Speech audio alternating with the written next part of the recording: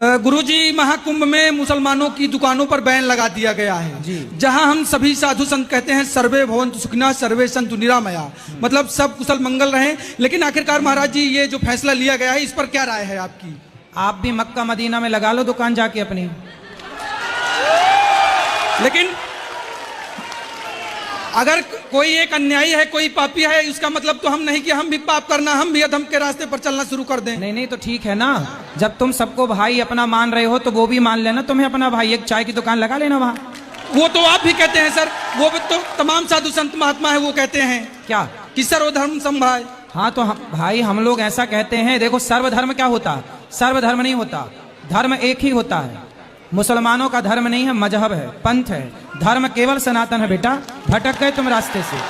धर्म केवल सनातन है, सब कोई धर्म शब्द का प्रयोग सब नहीं कर सकते, जो कर रहे हैं वो गलत है, ठीक है।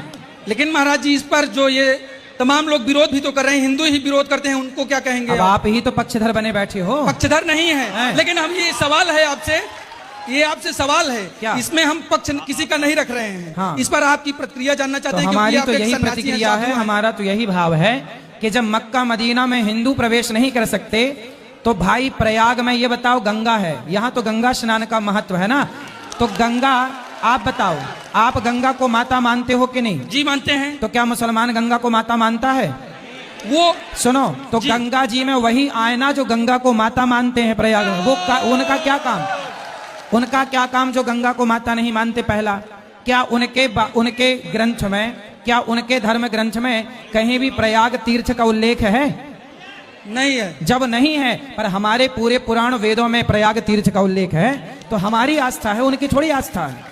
लेकिन महाराज जी, अगर आपकी भागवत जहाँ चल रही होती है, कथा जहाँ आपकी चल रही होती है, वहाँ किसी 4 लोगों का उद्धार हो जाए तो उसमें क्या है? हाँ, भागवत सुनने के लिए मना ही नहीं है। आप आओ, भागवत सुनो, आप गंगा नहाओ, लेकिन आपका थूका हुआ यहाँ कोई लोग खाएं भक्तजन, वो सही नहीं है।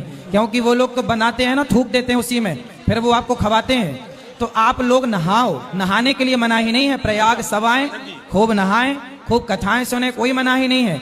यहाँ बस ये है ना कि यहाँ दुकान क्या है, आपने वीडियो देखी होगी कि कुछ लोग बनाते हैं चाय और चाय में थूक देते हैं, बनाते हैं रोटी, दाल में थूक देते हैं। अब बताइए, उनका थूका हुआ आप खाएंगे क्या?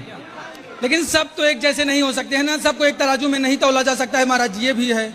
भाई एक तराजू में तौलने का हम कहाँ कह रहे हैं, लेकिन ये बताओ कि जो गंदगी है, गंदगी चाहे आपकी गंदगी हो या पशु पक्षियों की गंदगी हो, गंदगी तो गंदगी है ना, उससे बचना ही चाहिए। सब प्रकार की गंदगी से हमें बचना चाहिए।